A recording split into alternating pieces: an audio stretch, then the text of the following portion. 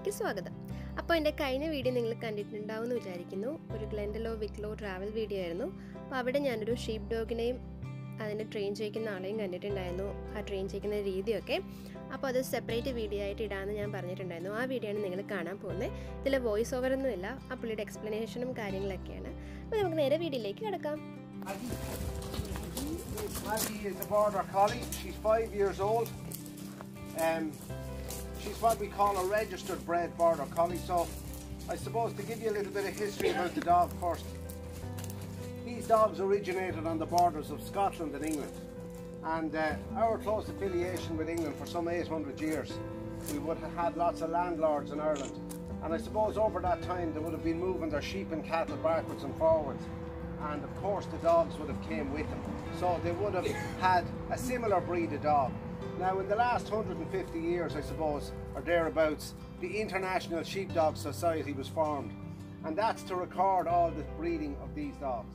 So nearly all over the world, for working dogs, the International Sheepdog Society records the breeding of the dogs. So then we know what to breed from or to, and they're all going back to a few dogs, and then it branched out from there and it has grown then. So there's lots of different breeds of the same dog. These dogs are bred to work sheep and cattle, so they're considered to be the most intelligent dog in the world. They say that, well, that's debatable. Some of them are and some of them are not. So they're not all superstars, as I say. Now, yeah, so we breed from the best to the best. And as I say, we don't always get the best. So that's just a look at the draw a little bit. It's like breeding racehorses, cattle, sheep, anything. It doesn't guarantee you're going to get the real deal, but of course you have a greater chance of getting what you're looking for. Now, when they're pups, we let them have a good time. We let them see everything that's going on the farm. And between the ages of about 7 months, I suppose, and a year, sometimes earlier, we start to train them. Now, they're all different. Some pups would show no interest. Maybe they could be a year old, they wouldn't show one bit of interest. They'd be looking at the sheep, they'd walk through the sheep, they wouldn't really say sheep, great stuff, lovely, and that's it. They wouldn't be taking any heed. And then one day, all of a sudden, boom, they just look, and the next thing they're working. Now, unfortunately, there's lots of different types of working. There's what I like to see a young dog. We like dogs that are up on their feet when they're working, not hitting the ground, not sticky.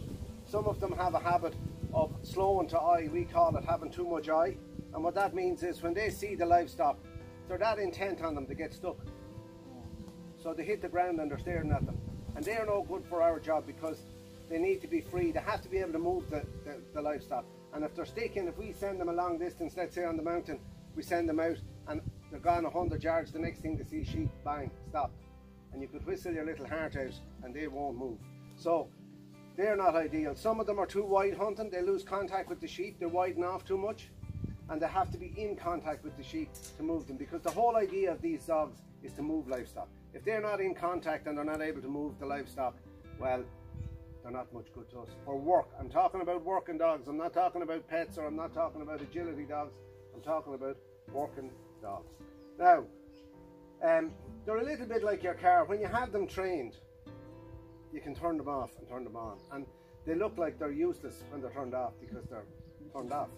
And my wife down here, she has a few nice flowers there in the garden, and often the gate's left open and 30 or 40 sheep will stroll in, and there's dogs lying around the back door, and none of them would look at the sheep until you turn them on.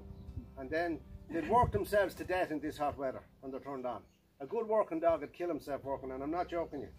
I only heard this morning a buddy of mine lost 2 dogs on the hill.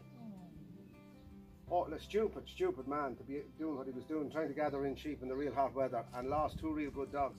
So a good one will give you everything. Now they're like humans, there's plenty of them will give you very little. So it's hard to get the real deal, and that's the truth.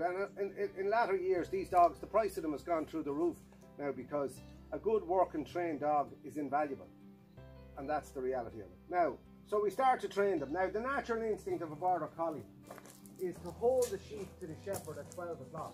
So I'll use a stone here or something. Can you all see me there? You can. So let's say we'll use this bit of a stone here.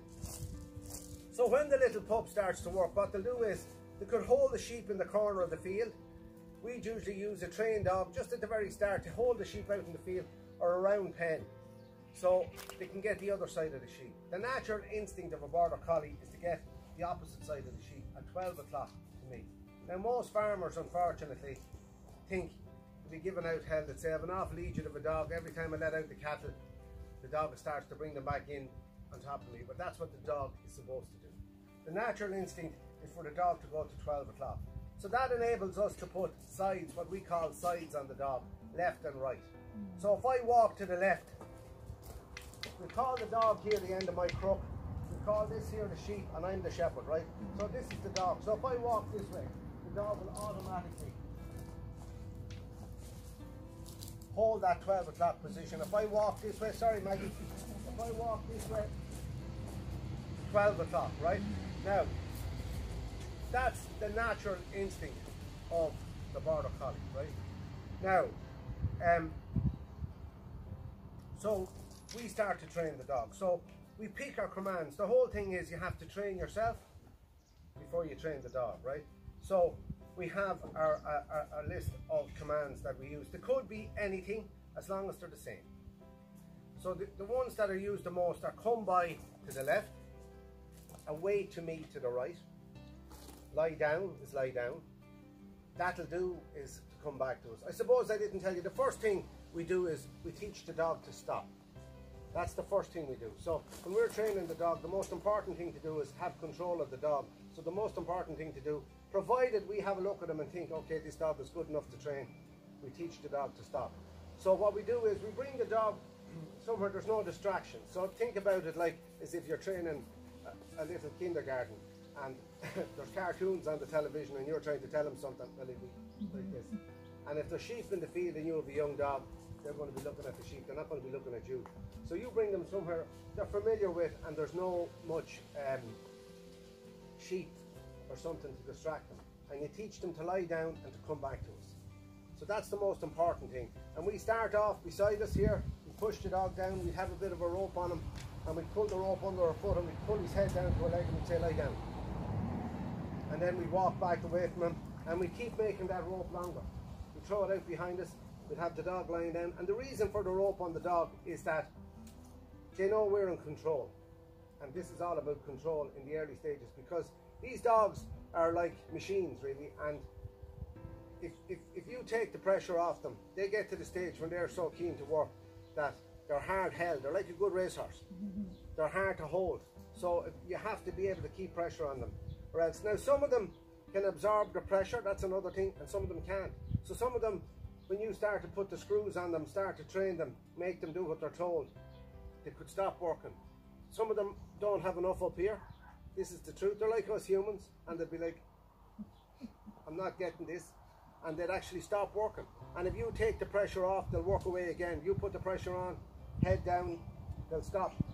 So they're not suitable. So that's why it's so hard to get the finished article. It's very hard to get one that'll take training and keep working. Now, so we put voice commands. So come by is to the left, away to me is to the right. Lie down. We have widening whistles to widen the dog out. We've whistles to bring the dog in. We have look back whistles to push them back further off of the sheep. If a sheep, let's say if we are gathering a mountain or something and there's sheep further out, we can stop the dog and put the dog back out further. So all these things help us everyday work. It's all everyday work with us, and that's what we use the dog for, is everyday work. And that's caring for the sheep, caring for the cattle, dosing them, injecting them, foot bathing them, work. This time of the year we'd work dogs with, we put leather muzzles on them when we're working them in close, because this is a very dangerous time of the year, and naturally enough, if a dog is pushing sheep up a chute or something, he could bite the sheep, and we don't want the sheep getting bitten because the fly is out this time of the year, and that's a big problem. So we use the muzzles then, and they get used to the muzzle and they'll be banging off at the sheep and they can do no harm. But they're keeping the sheep coming up to us and we can dose them and look after them and do whatever. Right, enough chattering. I'm going to send the dog for the sheep. Now, we put voice commands on the dog and then we put whistles on the dog. So the same way as I'd say come by for the dog to go to the left, I pick a whistle. And it's all about training yourself. This is not rocket science. you have to have the material, which is the dog, and then you just have to train yourself. So, let's say a whistle for the left could be simple as that. Normally 2 parts, and the reason for that is you can move the dog a little bit with it, and then you can make it longer or shorter to move the dog in or out. And then you'd have a different whistle for the other side. It could be. Now this one's whistles. I have 2 dogs. Her father and her are trained on the same voice commands, but are on different whistles. So if you're working them in close, sometimes how we do that is we call their name first. We say, Jim, come by. Maggie, come by. So vice versa, and that's how intelligent they are. And they're that intelligent that I can say, come by to you there all day, and she's not going anywhere, is she? she's saying, what is he talking about? Come by, away to me. I can say that all day long, and she knows the difference between me talking to you and me talking to her. Now, yeah, so we put the whistle. So then we have a lie down whistle, which is probably a long whistle. I whistle with my fingers, which isn't the most hygienic way to whistle.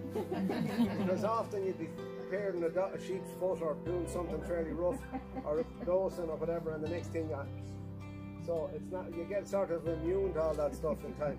But yeah, so the different whistles we'd have, I whistle fairly loudly because we sort of use voice commands near hand us and whistles far away from us. So the idea of the whistle, of course, is that on a windy day they will hear your whistle where they mightn't hear your voice if they're a long way away. So we'll send Maggie for the sheep. You wonder, she knows her left from her right, we hope. To say you should never work with animals or children, isn't that right? Make it fool you. But listen, should I send her left or right? Right. Right. Tough woman. Here, Maggie. Can you listen? Here. So you can see she's after waking up there now, and she's off her head.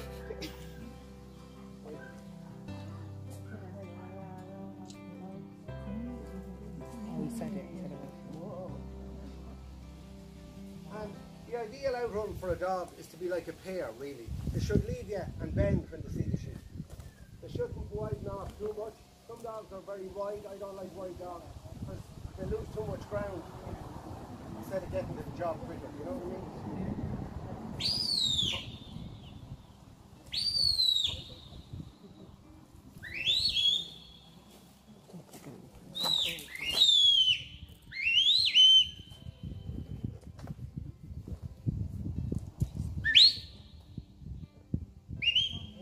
Stopping and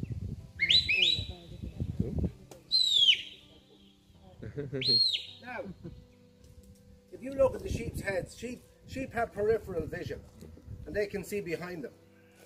So when we're moving the sheep, if we move the dog to the right, we can move the sheep this way, that way. Hey, take your time! You hear me? This old girl coming up here is 16. She's her great-great-grandmother. 16 years? Yeah. She's retired now, but she comes out and does a bit of work on that day. Take your time! no? Come by. So, I'll show you what I was talking about. Come by. Did you like it? Come by. Come by is to the left. Wait to me. It's to the right. Then. Lie down. Lie down. Come by. Come by. Come by. Wait. Wait. Come by. Can you take a So picture? that's how we put sides on the dog. And you can see, hey, you can see that 12 o'clock position there. See that? Hey, hey. Come by. Wait to me. Come by. Now, do you see the way?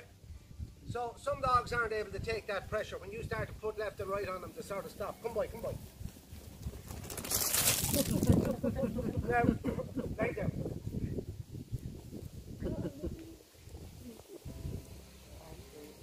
Come by.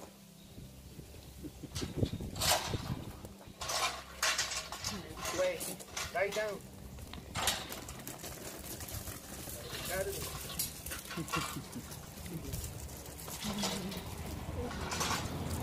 So do you see the 12 o'clock again? Now the opposite side of the sheep. So if I walk this way, watch the dog. Dog is on the other side of the sheep. So that's the natural instinct of a border collie. Hey, hey, hey.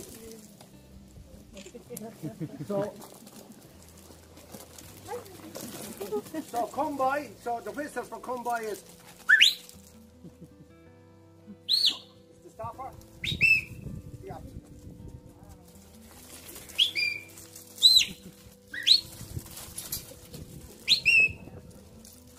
So you get that now, yes? That's all right and all that good stuff, right? Now, I'm going to tell you about the sheep. In this part of the world, we keep sheep for meat. Wool is a byproduct of the sheep. I'll show you a fleece of wool. I brought up a fleece of wool there this morning. Wool is a byproduct of the sheep, but unfortunately wool is worthless at the minute, which is ridiculous. And I was down in Donegal during the week and I went into the McGee shop. Do you know the McGee shop? Yeah. And I had a chat with one of the salesmen and he nearly had a small child. Because I said to him, can you tell me about the wool? Because I'm a sheep farmer. I said, this is all wool and you're marketing this as Irish wool. Not Irish wool at all. Merino wool, Australian wool. So we had a little bit of a conflab, the two of us. But anyway, years ago wool was worth a lot of money. There was lots of carpet making, there was lots of... how are you, darling? You well? 16. Great working dog. Now she's just chilling out there, doing what a 16-year-old dog does. Now, so, the sheep that we farm are these sheep here, called the Wicklow Cheviot sheep. You see these white sheep? They're indigenous to the mountains out behind us here. These mountains out here are the Wicklow Mountains, all the way across here. And they're the sheep that are indigenous to those mountains. So, for hundreds of years, they're the sheep that we farm in this part of the world. Now, they're good, hardy sheep. They can live out in the wet and cold and windy, and it's lovely weather this time of the year, but in the spring and in the winter it can be quite wet and windy in this country, and they're a good hardy breed of sheep. Now, I'll go through the farming year with you. So we start off at the end of October and we put the males with the females, right? So we put one male with 40 females. Lucky chap.